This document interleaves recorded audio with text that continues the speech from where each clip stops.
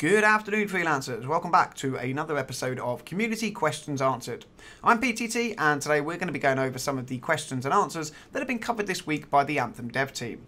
Now, if you've been around the channel for the past couple of weeks, then you will know that I have been doing these for the past 2 weeks on a weekend and using the week to compile a list of all the questions and answers that the dev team have had. Normally, I pull out about 12 of these questions for a video and leave the rest. This week, however, the dev team have been on absolute fire, so it looks like a week 2 part 2 is actually needed, and to be honest, if it carries on, there may even be another one later on in the week. With all that aside, let's just jump straight into it. So the first question we have is there going to be a stealth mechanic? And the simple answer is no.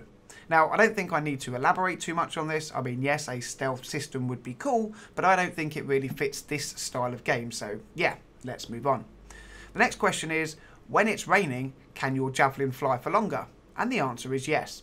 Now, we already knew that the water mechanic was a thing, and on the off chance that you don't actually know what the water mechanic is, then I will explain it and pin it to the comment section because I have mentioned it in a fair few videos of late.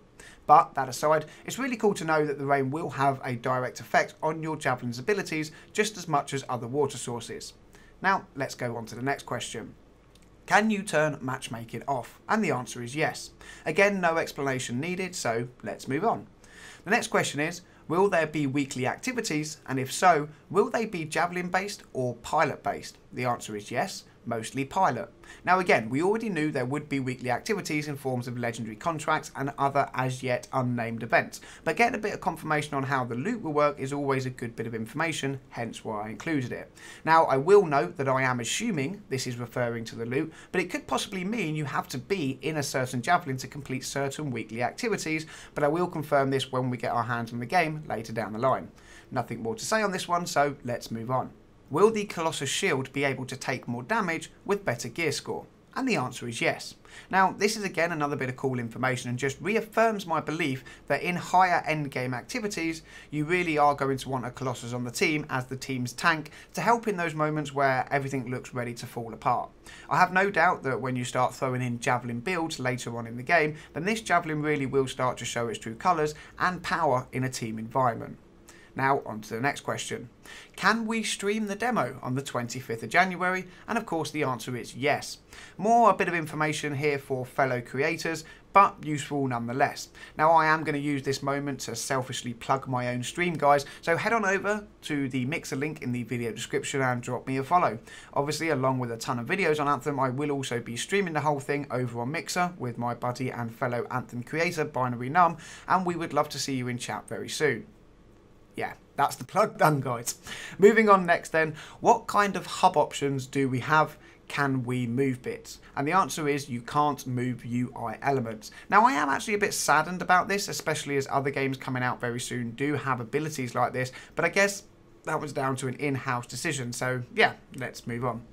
The next question is, when playing with a friend that's a different level to you, how do loot drops work? And the answer is, they get loot for their level and you get loot for your level. It's rewarding for everyone. Again, a very self-explanatory answer, so let's move on. The next one then, when creating our characters, can we name them or are we stuck with a gamer tag? The answer is you give your pilot a name. Now this is really cool. I do have to be honest, I like the fact that you can do this and I think it will help with things like the feeling of the game. But on the grand scheme of things, will it really be that big a deal? Probably not. Does it mean that our character may not be a mute in game? Well, I do indeed hope so, and I hope the storyline changes to reflect our name rather than just being referred to as pilot all the time, but I guess that is something we will have to wait and see. The next question then, if I have Anthem on PC and console, can I use the same save on both platforms? The answer is not at launch. We will work on it though. Now, cross-save is something that I personally strongly believe in, and I wish it was a thing across the board, but we will have to wait and see if it becomes a thing later down the line. Keep your fingers crossed, guys. Moving on then, the next question. When playing with friends, are you tethered to each other, or can I be on one side of the map and my friend on the other side? The answer is there is tethering, but it's fairly generous, but still make sure you stick together for missions.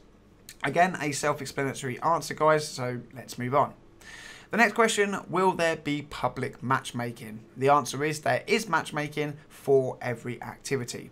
Again, this is really cool, and it does mean that solo players have the opportunity to matchmake into activities rather than being left out. So yeah, I'm pretty happy this is a thing. Finally guys, I want to end with another statement from Michael Gamble. Important thing for console.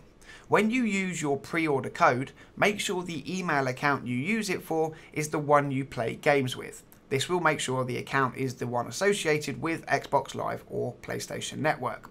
The most surefire way to ensure this is to use the same email you've signed in on other EA accounts. If you have done that, log on with your browser with that email and poke around the settings. Now, this is important guys when redeeming your codes for the demo, so yeah, you definitely want to make sure that you get all of this sorted out ahead of time. And again, I will remind you all that January 17th is the next Anthem livestream, so make sure to tune in for it. It is indeed going to be a good one. And that's it guys, for now at least. Now, as always, let me know any thoughts you've got in the comment section down below. I do really enjoy the conversations that we've been having recently in the comment section, so yeah, keep it up guys. Thank you very much as always for taking the time to watch the video. Have a great day, and until the next one, I'll catch you all soon.